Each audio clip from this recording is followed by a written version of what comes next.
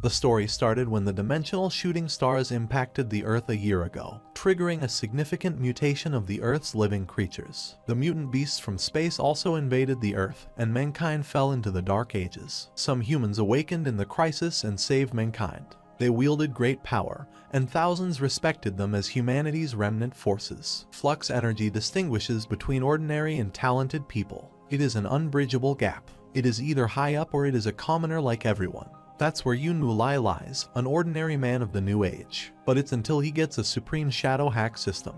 It is the first year of human darkness. It has become a world full of mutant monsters invading it. Fates decides everything here. Those who have awakened the flux energy have gained tremendous power and are admired by millions. People who feel the traces of flux energy but have not fully awakened the flux energy are also recruited by the central forces to live without worry. But the ordinary people are destined to be ordinary. They can only play games where they fight monsters. One of those commoners is Yunmu, who has found a new game. He seems very happy while playing it. When he is busy playing his game, he gets bumped by a boy running like the other people around him. They are rushing to see the team of Master Zion, who is coming into their town. He is known as Lord Fluxer, and people are enchanting his name when he enters the city. Yunmu cannot understand why everyone is so obsessed with him. He thinks his game is much more fun than to see him. He returns to his game, where a new player, the little sister, is introduced, and he is hyped to play it. He is asked to put his palm in the aperture to start the game. As soon as he places his hand there, it feels like his hand is being sucked. A notification tells him that the induction process is completed, and the shadow system is officially launched. He cannot understand what is happening to him. Suddenly, he observes his shadow moving, and a guy emerges. He is shocked to see him. The system tells him that the shadow materialization is completed. It congratulates him on successfully inheriting the system. Now, he can redeem the rewards after completing the tasks posted by the system and receive experience points. He wonders if this is the system that is often mentioned in novels. That shadow guy is enormous. The system tells him only the user can see the shadow and use sub-combats to complete tasks. Yunmu thinks this system has come out of the Miss Sisters game so that the reward will be the little sisters everywhere. He asks the system to show him the tasks. He is assigned to send his shadow to kill an ant in the grass and will get 1 bonus point. He thinks it is easy and sends his shadow to complete it. The shadow shrinks and goes inside the grass to fight the ant. Yunmu is surprised to see that the shadow can fight like this. As the task is finished, he receives a reward. But it is what he didn't even think of. He is given the flux energy. He wonders if it is his chance to awaken. He is glad to see this, so he runs towards his home to tell his mother that he can feel the flux energy. People look at and whisper about him while he is hysterically running towards his home. They wonder if he does not know what is happening at his house because he wouldn't go there if he did. He ignores the situation outside his house and opens the door, singing happily and telling his mother he will fly to the top. When his mother sees him, she asks him to run away. Some officials are holding her. He is shocked to see and wonders what is happening here. When he tries to grasp the situation, an officer has him by his head and throws him on the ground. He puts the gun on his head and orders him to stay in that position. He yells and asks why they had broken into his house. That officer, who is smoking a cigar, tells him that Yunmu's father fled when he was on the mission, causing the entire team to be wiped out. Now, they have to file a case for investigation. Yunmu cannot believe this. He tells them that his father cannot do that. He has been protecting everyone desperately. There is no way he could flee. That officer tells him not to be so excited. He says it is an investigation, and he has to come with them if he wants to say something. Yunmu gets up and somehow snatches the gun from him. He points the gun at the officer, tells him his father is innocent, and demands to let go of his mother. The other men there laugh at him and say that only the sensors can control the flux gun. It is of no use to him. Yunmu activates the flux energy he got earlier as a reward for completing the task. He tells them they forced him to do that and then pulls the trigger. Other officers there realize that Yunmu is also a sensor and get panicked. But they cannot stop him as the bullet has left the gun. It reaches Lord Fluxer, but he only thwarts the bullet with his fingers. Yunmu wonders if this is the power of a Fluxer. Lord Fluxer says he did not expect Yunmu to feel the flux energy. They have no right to arrest him but must take his mother away. He replies he will not let them take her away. But his mother tells him to forget it and just listen to them. She says she did not even know that he had sensed the flux energy, but his parents could not see him anymore. Yunmu is crying with tears while listening to her. She tells him to practice well, and he will have a promising future this way. Now, he has to take care of himself alone. Lord Fluxer says he believes his father is innocent, but things must be explained. He says if Yunmu wants to save his parents, he must awaken flux energy immediately. Then he leaves. Yunmu thinks he has only 1 week. The flux energy awakening test is next Friday, and it is once a year. If he misses this, it will be too late. He picks a book from the bookshelf. Then he asks his system how many experience points he needs to awaken flux energy. He is informed that he needs 100,000 points. It also tells him that the host's induction power can be converted into experience points. He asks if killing 100,000 ants within a week is necessary to awaken.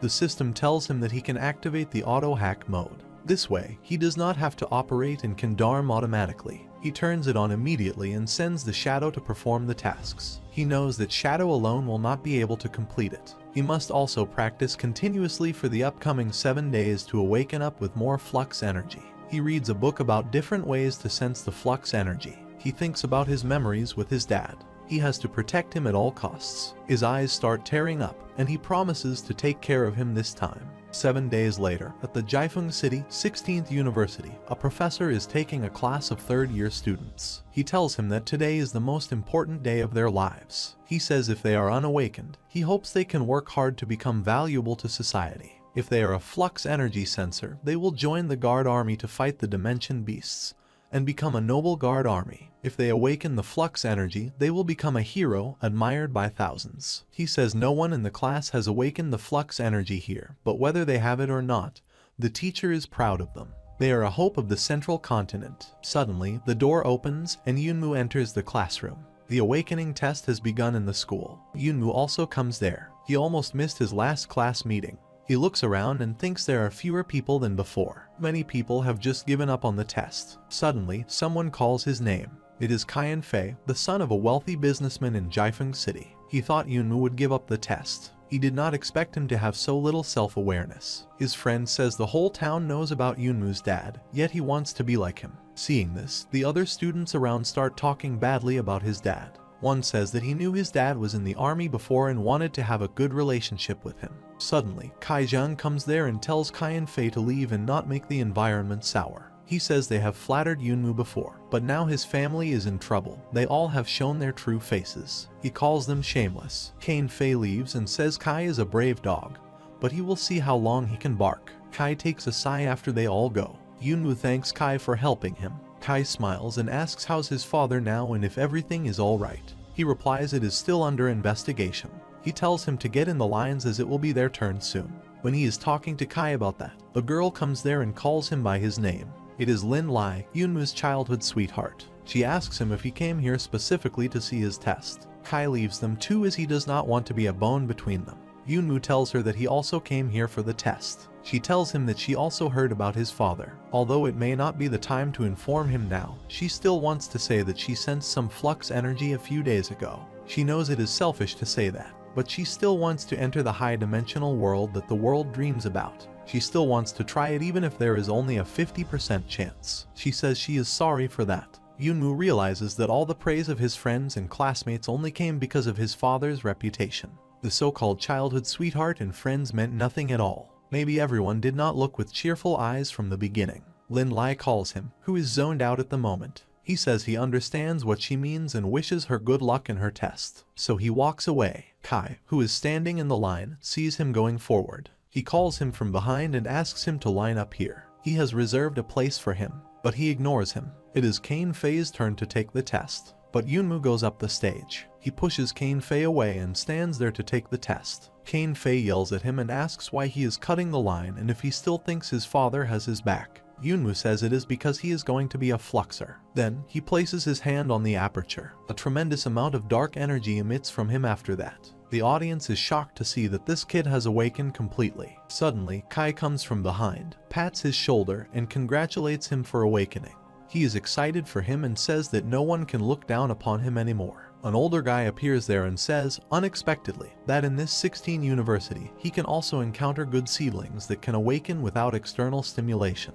He gives Yunmu his Flux Disciple badge and says that from this moment onwards, he will enjoy all the privileges and treatment the Alliance gives Flux Disciples. He hopes Yunmu will come to his office at Cloud Fort to register within 1 month. On behalf of the Jiefeng City Fluxer Association, he will await Yunmu's arrival. Kai takes the badge and asks Yunmu who that old guy is. Yunmu gets hurt by his grip and asks him to let him go. At the same time, Lin Lai comes to him and tries to say something, but she startles. Yunmu scratches his head and wonders what he should say. Then he walks by her and thinks he might be selfish to say this to her, but he wants to enter the high-dimensional world that the world dreams about, so he is sorry. Yunmu comes home and talks to her mother on the phone. She is excited to know that her son has become a flux disciple. She tells him that his dad no longer needs to be held accountable and he will receive the best treatment. He replies that she does not need to worry about him and asks her to care for herself. Then, he disconnects the call. After clearing the test, he looks at the badge he got and wonders if it is the Flux Disciple badge everyone dreams about. He knows that this badge can be used as a verification to open the 4-dimensional storage space and the virtual dimensional world. Now that he has the Flux Disciple badge, he can enter the virtual dimensional world. So, he starts the dimensional realm. He is notified that dimensional space will activate the Flux Disciple badge verification. After the verification is completed, he is transmitted to the virtual world. He looks around. This place is made of glass. He finds 2 statues there. He thinks it's odd to have them here. Suddenly, he starts hearing a laughing sound coming from behind. He turns his head back and sees a pink dog running towards him. He wonders what it is. That dog stops near him and tells him he is Yunmu's navigator. His name is Pedro. He also bends himself in front of Yunmu to greet him. Then he tells him that this is the virtual dimensional world, where he can obtain various dimensional techniques and combat skills, and it is an essential place for practitioners to improve their strength. He requests them both to model their appearance in the virtual world. Yunmu says he is alone here. Pedro says Yunmu is so funny. He says they are 2 people. Yunmu points at Shadow and asks if Pedro is talking about him. He realizes that this virtual dimensional world detects Shadow as an independent person. Shadow seems immune to the restriction of the current space. After that, they start creating a virtual character of themselves. They both like their new avatar. Pedro says as they both are ready, he will formally take them to the virtual dimensional world. They all start falling into another realm. Yunmu sees a ray of light there. After passing through there, they see the virtual dimensional world in real. Yunmu is glad to be here finally. It looks around and finds other players as well. Pedro tells him that time has passed 3 times faster in the virtual dimensional world compared to the real world. Therefore, people often in the virtual world have twice as much time utilization as ordinary people. He replies it is no wonder the big shots have sharpened their heads, and they want to enter this virtual world. He sees some players pointing towards a screen and talking about the Hong people who challenge Lord Gugele. Pedro tells him that the dimensional battlefield, the virtual battle system, can fully replicate his real-world fighting ability. Many people hone their fighting skills there. He asks Yunmu if he wants to go there. Then, he claps his hands and says the dimensional battlefield match begins. Suddenly, Yunmu is transferred to the battlefield. He looks at the weapons in his hand and wonders why he suddenly has these. He instantaneously notices something coming from behind. It is an arrow shot, but he dodges it. It was shot by someone wearing a mask and standing on the tree. He says it seems this rookie has come here for the first time. Yunmu is pointing the gun at him. That masked guy says it is Yunmu's bad luck to have a match with him in his first battle. He again shoots an arrow at him, but Yunmu rolls down and escapes the attack. That guy looks at Yunmu, who is going in the bushes, and asks if he will play hide and seek with him.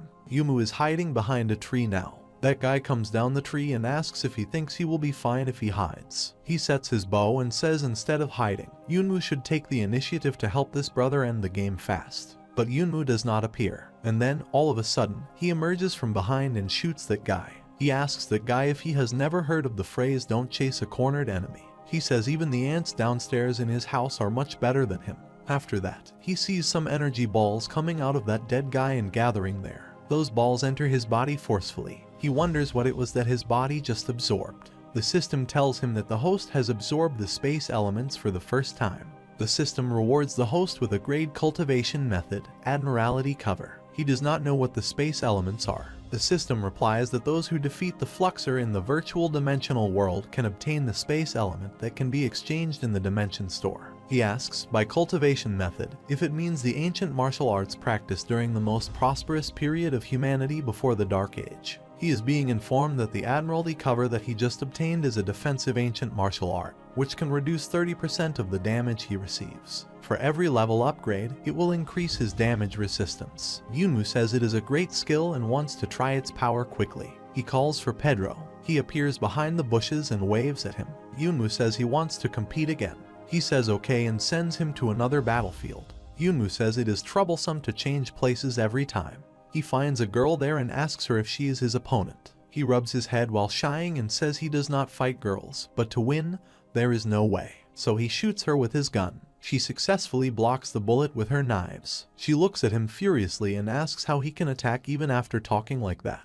Doesn't he feel ashamed as a man? He replies that he is here to win and not to learn the behavior. He attacks her again, and she jumps over him to dodge it. She asks him if he has ordinary flux energy, but he does not know what it is. She attacks him and says he looks like an ordinary flux disciple. He blocks it and asks what she is talking about. She rolls back, lands on the ground, and tells him to forget. She says they should end it here. All of a sudden, she starts absorbing some weird energy. Then she gives him 1,000 cuts on his body within a blink of an eye. Yunmu's wounds are bleeding, and he cries with pain. She tells him that her skill is 1,000 cuts 36 forms. It's an attack skill. She wonders why he is still standing. He swings his sword at her at this instant, and she loses. While disappearing, she wonders how he can recover the injuries as it's impossible. After she is gone, he says those wounds were so painful that he thought he would lose. He knows that thousands cut 36 forms is an offensive battle skill created by improving upon ancient martial arts. Fortunately, the Admiralty cover has taken a lot of damage. The system wishes him joy on his win and says this time,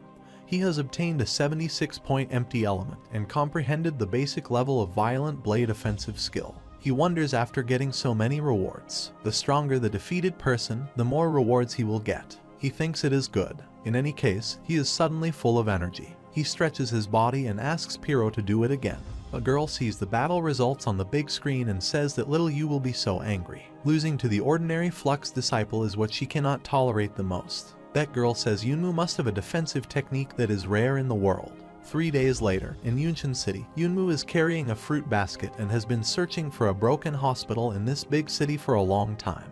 He says his dad came to the big city for medical treatment, and he chose this kind of hospital. He says the location is so remote and wonders if the level of medical care is okay here. Suddenly, he hears some voices coming from a street on his right. He looks there and finds 3 boys harassing a young girl there. She asks them to let her go. They say they just want to chat with her, and it would be better if she could accompany them for a few drinks. She says she cannot as she has something important to do. The guy with blue hair says he knows her father is hospitalized and urgently needs money. He is not asking her to come with them for nothing. He will give her a lot of money. Suddenly, he gets hit by the fruit basket and falls to the ground. Yunmu walks towards them and says if they want to have fun, he will advise them to go to another place. He bends down, picks up the fallen fruits, and says they all are wasted now. He says he bought these fruits specifically for his father, but because of them, they are wasted. He points at that guy and says he has to pay him for that. The girl in his back asks him what he is doing. He orders her to stand there and don't move. She is still getting into trouble so quickly at this age. The girl becomes speechless. That bully guy stands up, brings a weapon,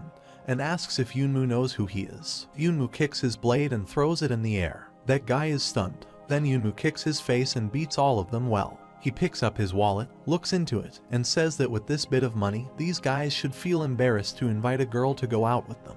Then, he takes the capital of his fruit basket. That guy says Yunmu has already beaten him and grabbed his money, so he requests him to let them go. He says the hero saves the beauty kind of drama can only work once, but does he still want to protect this girl for a lifetime?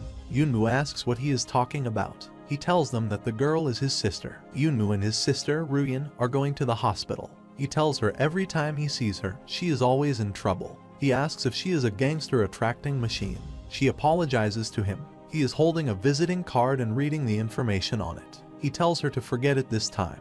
After all, if he had not met her, he would not been able to find the hospital by himself. That card was given by one of those bullies. He offered any help regarding his business as Yunmu was a Flux disciple. Yunmu throws it in a dustbin. He asks her sister why that person said she needed money. Has she not been working in Yunshin City all this time?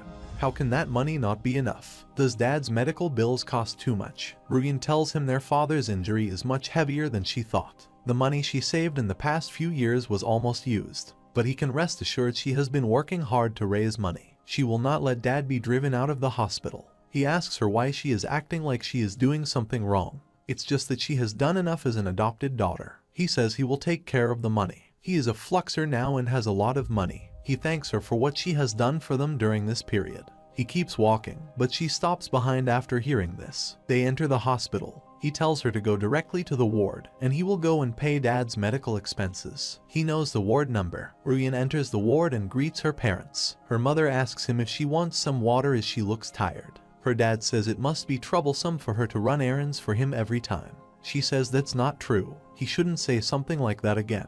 By the way, they no longer have to worry about money matters. It is all resolved. Her dad replies that he already said it's okay for her to borrow it from his old comrades. Suddenly, Yunmu enters the ward and says he does not remember having such an old comrade. His parents look surprised to see him. Yunmu asks him if he has gotten better these days, but he is shocked to see his father on the hospital bed.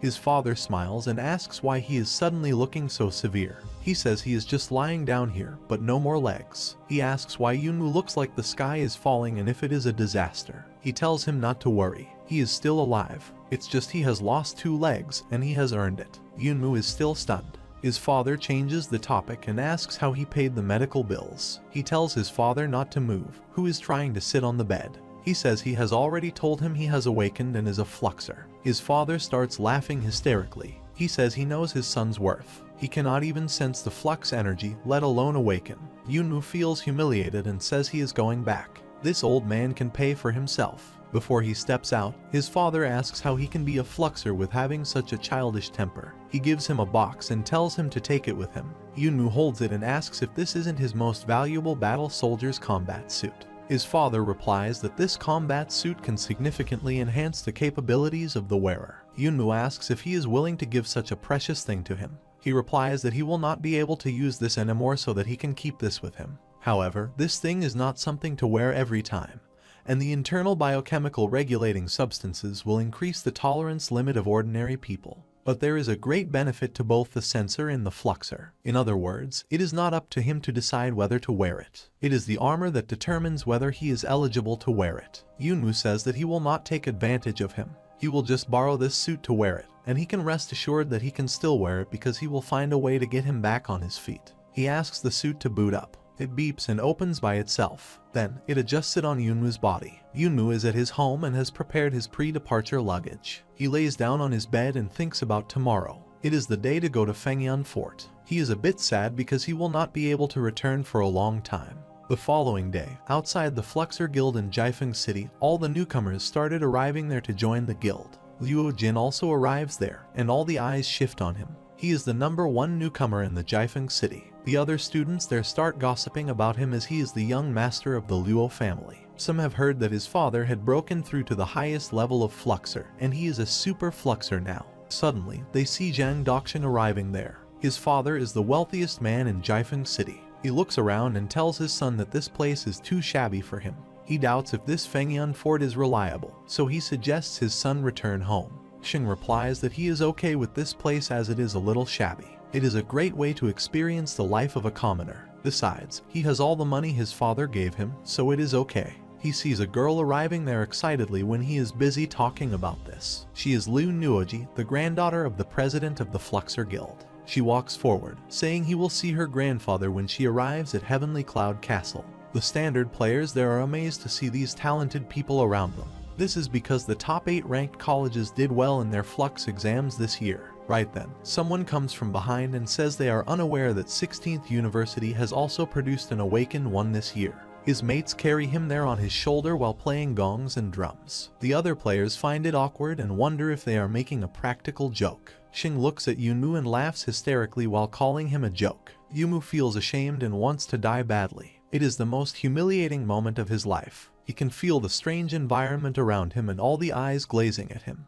An instructor comes there and tells all the newcomers to come her way. When they all gather, she tells them they will teleport all the players in pairs to the Heavenly Cloud Castle. She asks them to come forward whose names she will call. First, she opens the portal. Then, she calls the group 1 to step forward. It includes Luo Jin and Zhang Doxing. They are ordered to enter the portal. The next group includes Lai Yunmu and Lu Nuoji. She grabs his hand and pulls him. He is surprised to see this behavior. She looks at him and says his name is Lu Nuoji, and she is pleased to meet him. He starts blushing when he looks into her eyes. He finds her voice sweet. All the newbies reach the Heavenly Cloud Castle. Yumu thinks it is different from the lower cities. Nuoji looks at his flower and asks if he will always carry it. She says she has heard her grandfather say this heavenly cloud castle constantly moves in the air. Tang comes there and replies that she is right. The only way to keep from being attacked by dimensional beasts is to keep moving at times. After all, in this world, they are the unwelcome outsiders. Tang introduces himself to the newcomers. He is a senior student and is here to welcome them.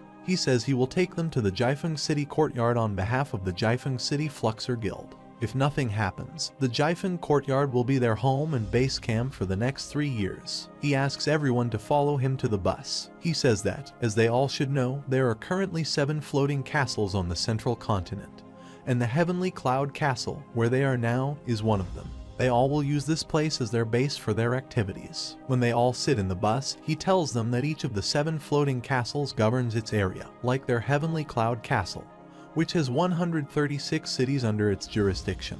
Every year, the newly awakened are transported to the upper-level cities they belong to. The upper city, on the other hand, is responsible for arranging theoretical knowledge and practical training for them in a uniform manner. Train them to be reliable and capable fluxers, but even though they have been admitted, they should not be happy too early because the annual event will be held in 6 months. It is called the Central Continent City Ranking Tournament. The Central Continent will adjust the amount of resources available to cities under its jurisdiction according to the results of each ranking tournament. So he hopes everyone gets serious after all. The hope of supplying the whole town in their hands. The bus reaches where the Fluxer of Jiefeng City lives. He tells them to see him if they have any problems. Yunmu calls in from behind and says he wants to ask something. He says the last time he defeated a girl in the dimensional battlefield, her flux energy was slightly different.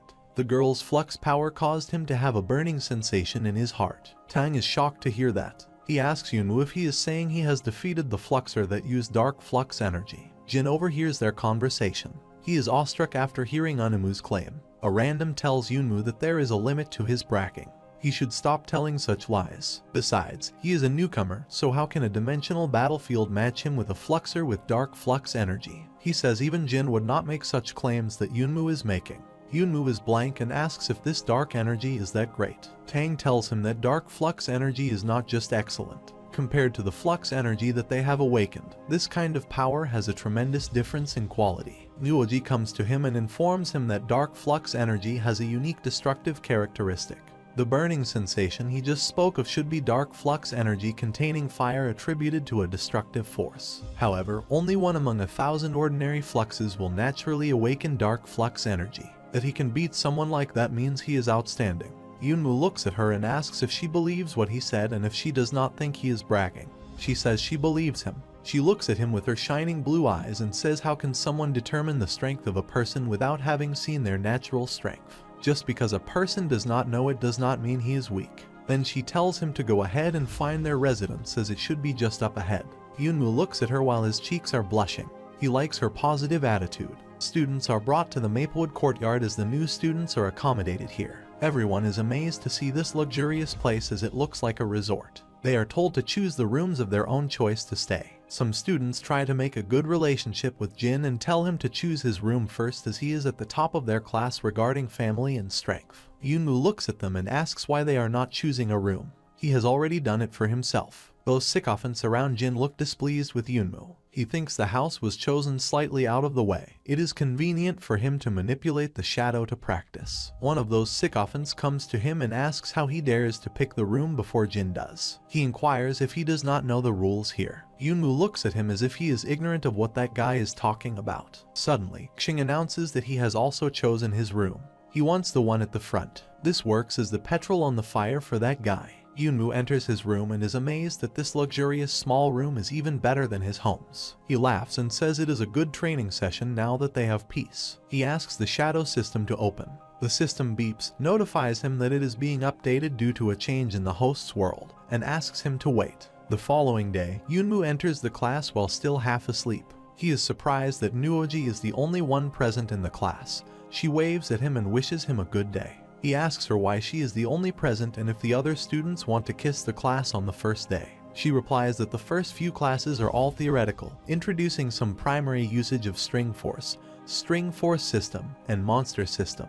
Most new students can sense the vital force from a very young age, so they have completed their theoretical knowledge before coming to Jiefeng University. The theoretical lessons here are for the suddenly awakened people. He walks towards her and replies that it seems they are the only ones who are stupid. Luckily, there is she. Otherwise, he would be alone. It would have been so embarrassing. Suddenly, the teacher, Lai Brown, enters the class. He says he cannot believe there are students in this class this year. It is scarce. He tells them to go back to their seats. He looks at Nuoji and asks what she is doing here. She goes to him and replies that she came here to see him. It's been so long since she saw him. Mr. Brown asks her how's her grandfather doing. Yunmu is surprised to see that they both already know each other. She tells Mr. Brown that her grandfather is excellent and his body is still strong. She says some new people need classes this year, so the teacher should teach them well. She says Yunmu is a good seedling. If he is taught well, he will learn. Then, she leaves the class after saying goodbye to Yunmu. He thinks he is the only one who is stupid. Mr. Brown looks at him and thinks this is the first time someone has taken his classes in 4 years, and it seems he has an inferior foundation. But then again, no more natural awakeners do not rely on blood and absorb dimensional crystals. He also has a good relationship with the granddaughter of his teacher. He thinks this kid should be exceptional. He asks Yunmu if it is uncomfortable to be alone in the classroom. He suggests they should move to another place. They both go to the rooftop. Yunmu is sitting on the stair cover while Brown is on the floor. Brown says Yunmu does not know anything. He does not even know the power system of the stringers. Yunmu replies it is not a problem as he wants Brown to teach him. Brown tells him that the realm of stringers is ranked from lowest to highest: black crystal, silver crystal, gold crystal, and rainbow crystal. He will break through the string level at the next level and become a super stringer. Yunmu jumps down and asks him how he can improve himself. Brown replies that the first step in improving the realm is to ignite the string of acupoints. There are a total of 12 acupuncture points that can be rinsed. The string points on the left chest, right chest, and abdomen can strengthen his defense. The string points on the feet and lower legs enhance agility. The string points on his palms and arms strengthen his attack. The string points on the skull can make his thinking, reaction nerves, 5 senses, and mental power more acute. He can reach the realm of black crystals when he ignites all the 12 acupuncture points. Yunmu asks him how he can ignite the string acupoints. Brown stands up and tells him that it is not difficult to tap the acupoints. He just has to kill enough dimensional beasts and absorb their crystals. 3 days later, all the students were called into a hall early in the morning. Yunmu is also there with an annoying face. Wu teases him by saying that he is not the guy who takes the introductory theoretical courses. He pities Yunmu. He tells him they have been visiting the seniors training for the past few days and have learned a lot. Yunmu looks at him with a long face and thinks this guy keeps catching and biting him, which is unpleasant. Suddenly, the teacher hits Wu in the head and tells him not to trouble him in class. The teacher asks every student to pay attention to him. He tells them they will take the practical class they have always wanted today. He says they will all work in teams of 2 on their own and will be transported to different locations to complete the project for today's practical. Today's topic is to kill 10-dimensional beasts. Yunmu smiles as this is what he wants. The teacher says the dimensional beasts will not show mercy because they are students. If their lives are in danger, he will be there immediately. In all other cases, they should trust their power and teammates. He orders them to form their teams now. Jin goes to Nuoji and asks her if she would like to team up with him. She wonders how to refuse him as she does not want to team up with him. She tells him he is powerful, but Yunmu intercepts her and asks her to team up with him before she says anything else. After a while, they both are teleported to ruins number 7. She tells him that this place was once a human outpost in the 5th dimension, and they underestimated the ferocity of the dimensional beasts. He ignores this information and asks her why she does not want to be with Jin. He is firm. It should be easy to finish the project with him. She says Jin gives off a cod little arrogant vibe. She does not like this kind of person. She also thanks him for helping her out. He replies that he does not have anything to eat and he does not have anyone else to team up with. Other classmates are not very willing to talk to him. Suddenly, they hear some noise behind them and turn their faces in that direction.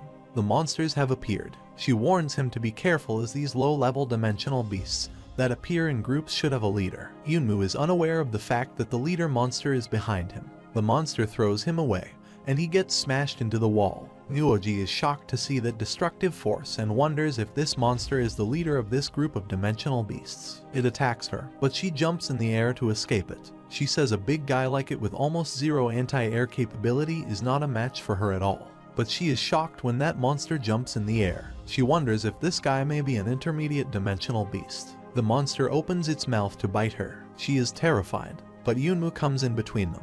He asks her how she is doing and says a mid-level dimensional beast should not make her panic like this, as she is among the top ones in the class. His hand is in the monster's jaws. He asks how long he will bite, as school uniforms are costly, so he must pay him back. Then, he frees his hand and kicks him down. The monster gets smashed to the ground. They both land on the ground. He says that this mid-level dimensional beast is not that strong. She stares at him. Yunmu starts pretending his hand is in so much pain that it will break at any moment. She tells him he does not need to pretend he is hurt. She says she knows he has a potent defense technique. He asks her how she knows that. She tells him the young girl he won a while ago was her friend. She saw their match, and most people who watched it may think he could win because Zioyu's technique is too weak. But she knows the destructive power of Zioyu's 1000 Absolute 36 style. Being able to withstand her stormy attacks means Yunmu is something.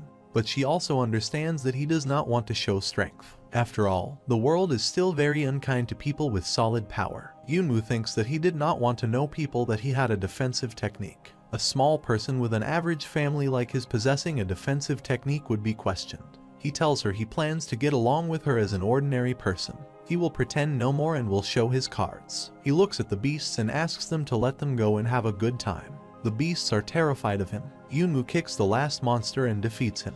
He asks Nuoji if there is a way for ordinary awakened people to obtain the kind of haunting power of his friend. She says that is a high-level secret, but now that she knows his secret, she will let him in exchange. It's useless to tell him anyway, because if he wants to obtain that kind of power, besides the genetic inheritance, another way to obtain it is to kill a king-level dimensional beast. If he absorbs its beast crystal, he will have a chance to awaken the power of Hades. The king-level dimensional beast is powerful, and has countless beasts around him who obey him. The higher-ups keep the secret because they fear the less capable stringers will die alone, causing too many stringers to be consumed.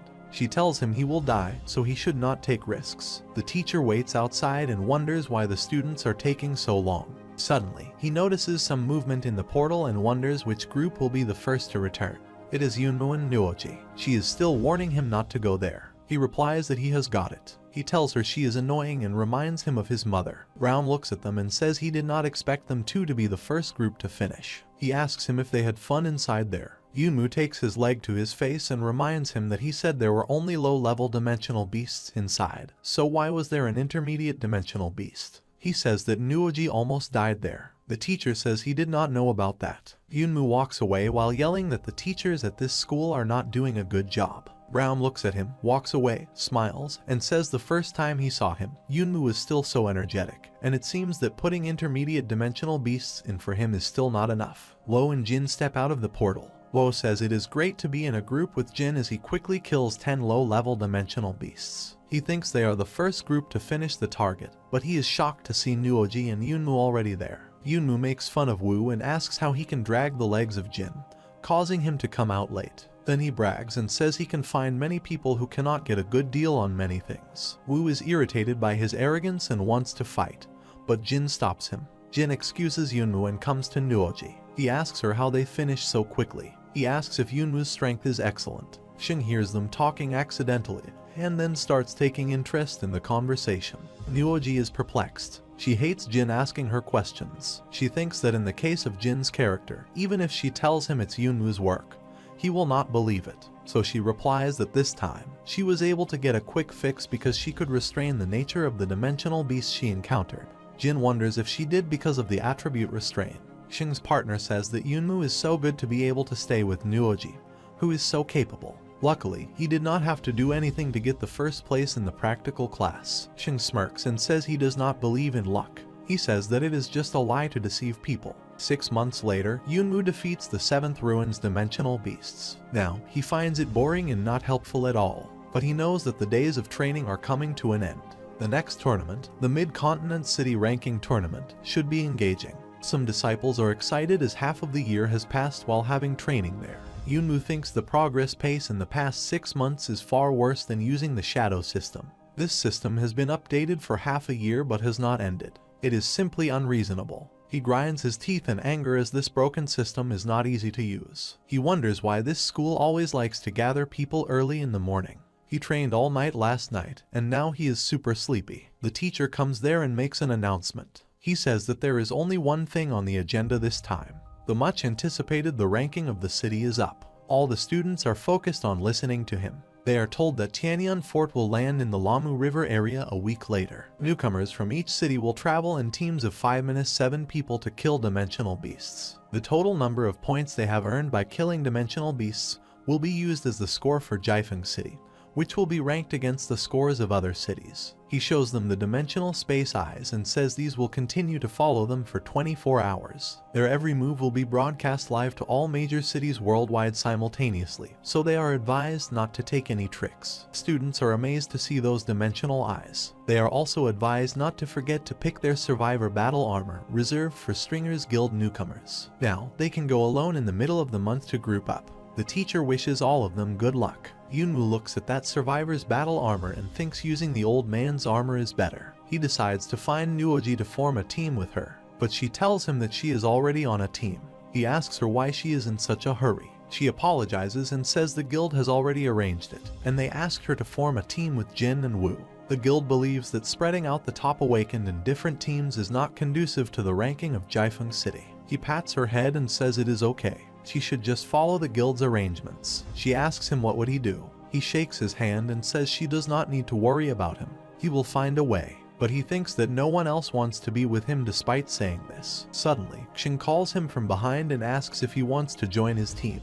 Yunmu looks at him and wonders why this rich guy wants him to be on his team even when he says nothing about it. He plays excellently and tells him he does not care who he will be with. Xing says it is good and takes him to see the other group members. These two are the second and third wealthiest kids in town. The shorter one is Lingen, and the taller one is Lu Qiang. Yunmu is annoyed and wonders if they are making the landlord's stupid son relief society. Xing announces the establishment of the Big Bear team. He asks the others to go to the teacher and register. Lingen reminds him they only have 4 people now, but need at least 5 to form a team. Yunmu thinks these people are idiots, but quitting is too late. The following day, Yunmu sells his survivor armor in 75 dimensions. He takes the money and says he cannot buy anything from this little money. He cannot even afford a better tent. He looks at those wealthiest kids and thinks at times like this, he envies those idiots. They are buying all the costly products. Suddenly, Xing comes to him and asks why he is not buying anything.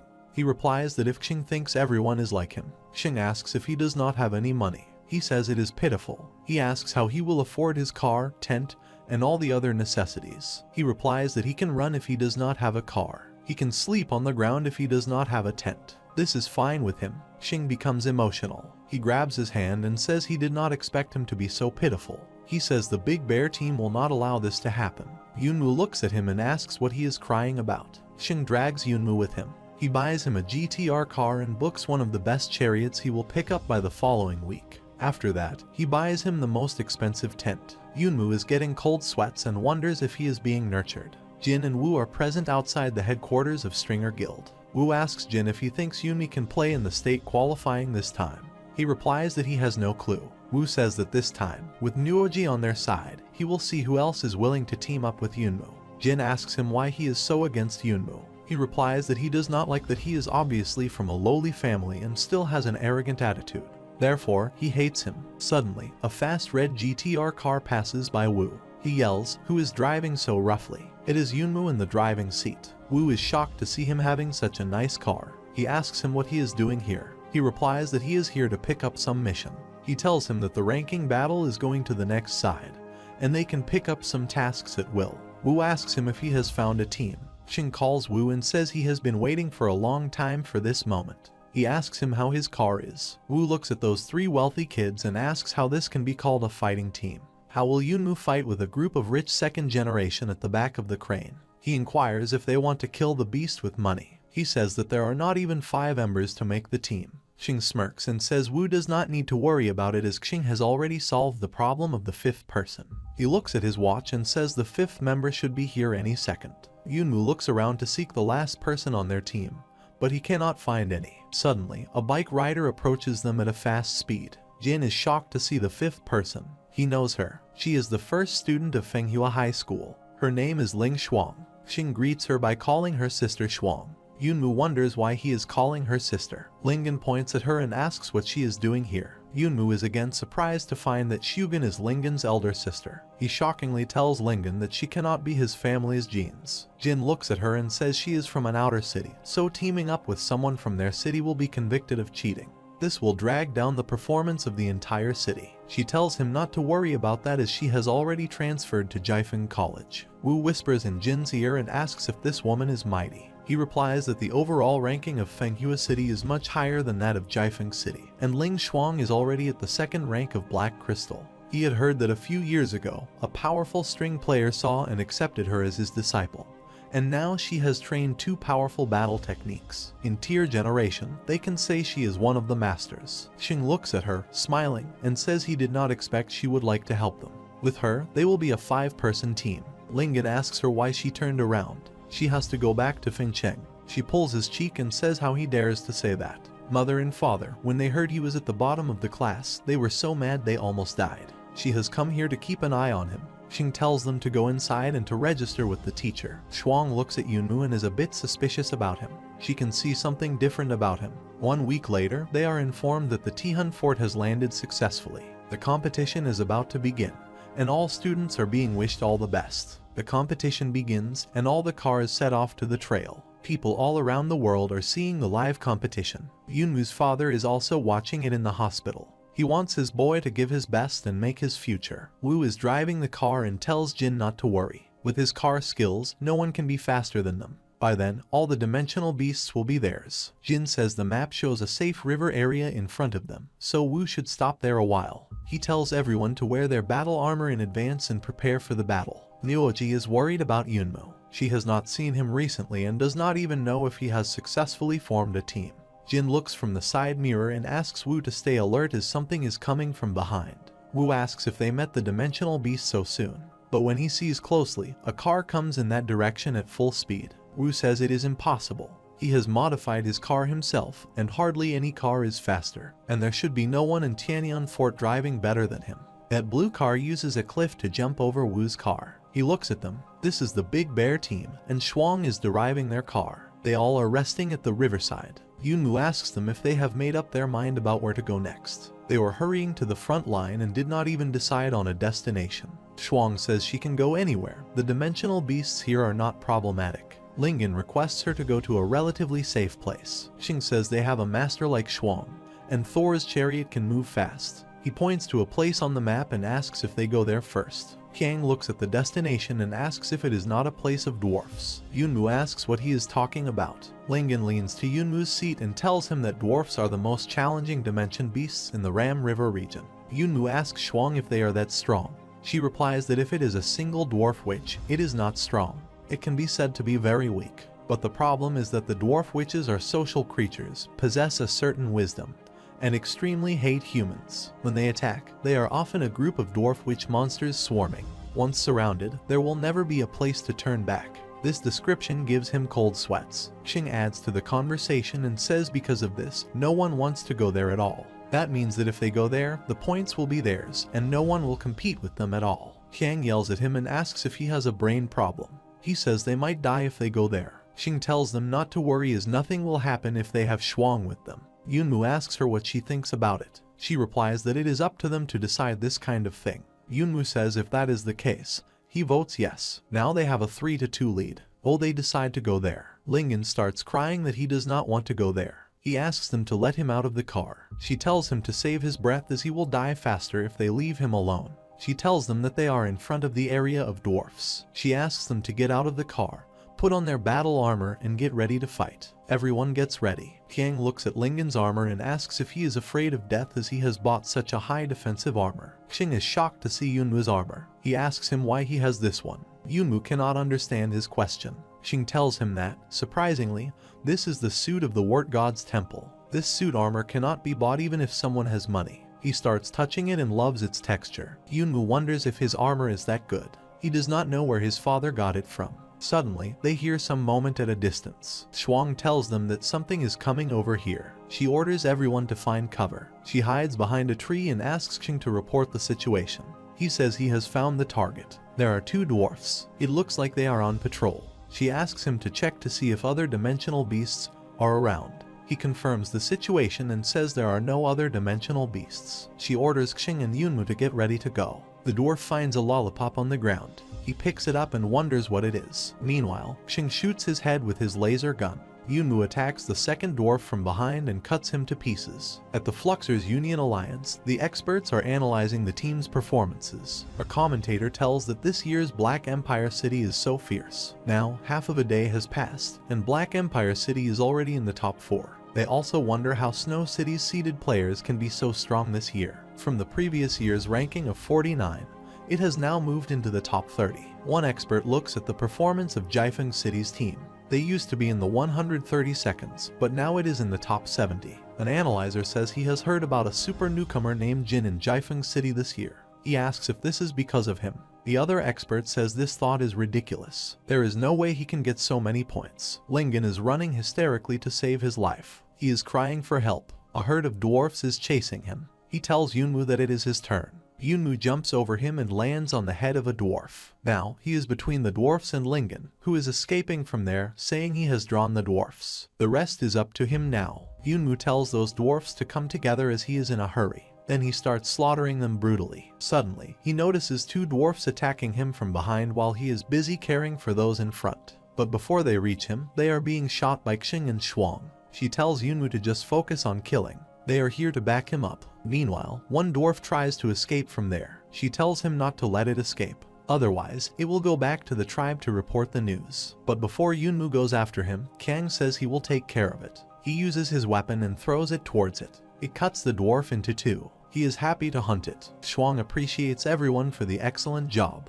She says that this time, there were around 40 dwarfs killed. They should have scored a lot of points with these 4 waves. Xing says they should strike when the iron is hot. He tells Lingen to go and lure another wave of dwarfs from the outside and let's do it again. He replies that they can ask him to be the bait again.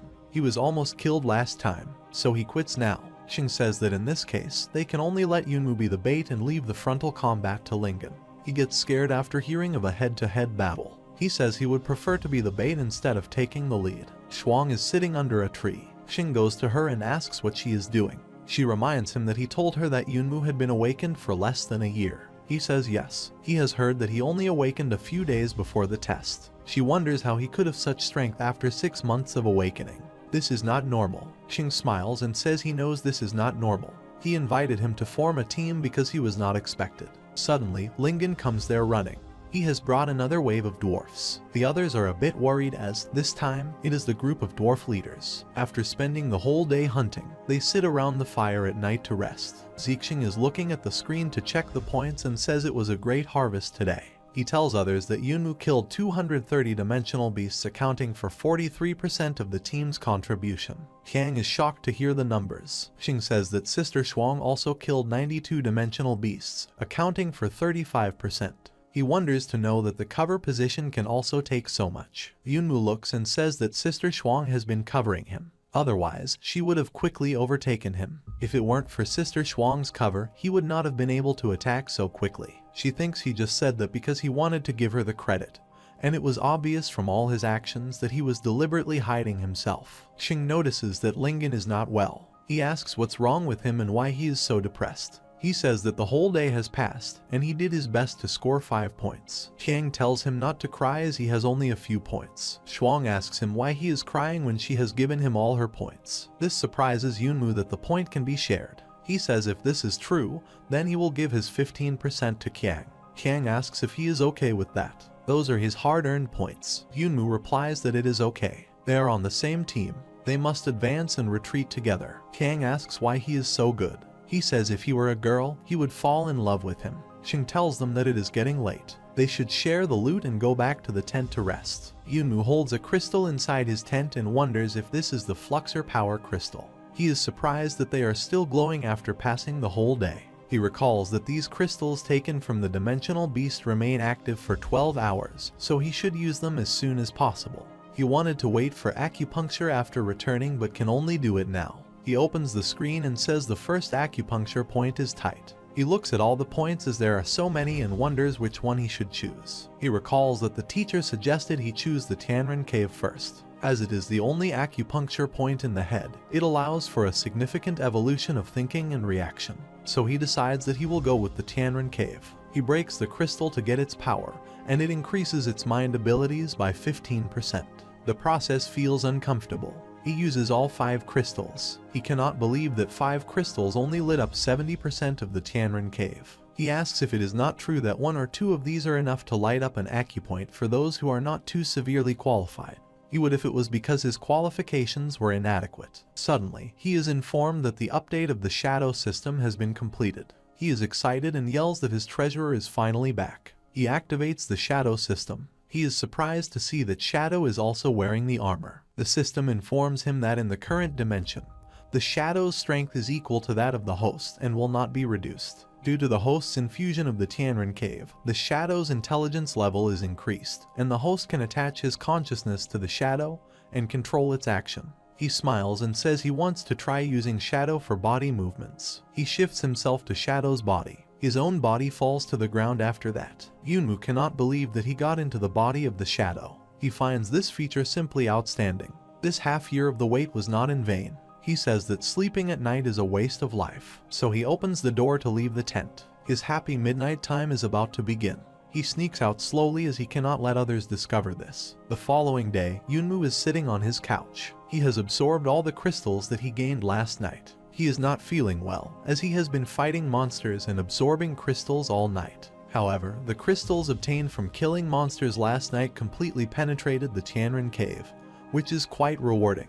He has also obtained a piece of clothing with some writings but does not know what it is. The dwarfs he ran into last night seem to be escorting this thing. Suddenly, Xing calls him from outside the tent and asks if he slept well last night. He tells him that it is time to get up and go. Yunmu hides the cloth in his inventory and says he is coming. Lingen and Qiang are discussing the results of last night's harvest. Lingen says it was average, as 4 crystals lit up 80% of his palm acupoints. Qiang says he is so strong. His 5 crystals only lit up 75% of his foot acupoints. His qualifications are surprisingly lower than Lingen's. They call Yunmu and ask how many acupoints he lit up last night. They think that he should have done more with his qualifications. Yunmu is still feeling dizzy. He replies that only 70% of the Tianren cave was lit. They both are shocked to hear his results as they are lower than theirs. Then they start laughing at him hysterically as they have higher qualifications than him. Then they both are called to sit in the car as they leave. Upon asking where they are going today, they are told they will return to find the dwarf leaders to get revenge. In the blink of an eye, about 4 days have passed. Everyone has made great progress after a few days of constant fighting. The cooperation between the team is also getting better and better, and they can already work together to kill some high-level dimensional beasts. Because Yunmu secretly runs out with the body of the Shadow every night to practice, he has ignited 4 string points and doubled his strength. The robotic eye is keeping an eye on their movements. An older master is looking at all their activities. His servant comes to him and asks if he is looking for him. The master says that this year's Jiefeng City seems to be a dark horse. The servant agrees and replies that Jiefeng City's ranking has greatly exceeded expectations this year. The master inquires if he has any information about that red-headed kid. He replies that Yunmu is a small person. His family is ordinary and has no background. However, his team seems to have scored many points this year, surpassing the Luo Jin team that Jiefeng City has placed high hopes on. The master says that Yunmu and Jin are really good seedlings, but it is a pity that he does not use the talents of Jiefeng City. Those whom he cannot use will be a threat to him in the future. The servant asks what he is thinking. The master asks if it is not common to see a few students die for the middle state qualifying tournament. The servant understands his assignment. Yunmu asks the others if they will raid this tribe next. He is worried because there are a dozen magical dwarfs and a dwarf wizard elder skilled in taming beasts. Xing replies that he does not need to worry. He has already investigated that their leaders are not involved at all. Dwarf wizards can score many more points than those henchmen, so this is a great opportunity. Yunmu still has his doubts but does not say anything. Shuang says that she agrees with the proposal too. This is scary for Lingen. She says that all of them have grown over the past few days, and it is time to try some of the difficult dimensional beasts. And the main reason is that she needs black crystals. This demand surprises Yunmu. He realizes that these days Sister Shuang has been helping them to improve, and she has shared her spoils with others. They all leave to fight the stronger enemy. It is almost night, and they all have been waiting for Lingen to draw the monsters out. Yunmu asks Xing why Lingen is taking so long this time. He wonders if something bad has happened to him. Xing replies that he must not worry about Lingen as he is fine. He has already poured acupoints in his palm in his right hand, so he is not inferior to Xing regarding attacking power. On the other hand, Lingen is making the monsters chase him, and then he hunts them down. He feels confident as he has not played in vain the past few days. He finally shows up and asks everyone to get ready to fight. They all leave their spots and get ready to work. But all of a sudden, someone else appears and kills the monster. Lingen and others are surprised to see them. Those new guys look at them and wonder if this is the squad everyone is talking about. They jump over Yunmu and say they will take the score this time.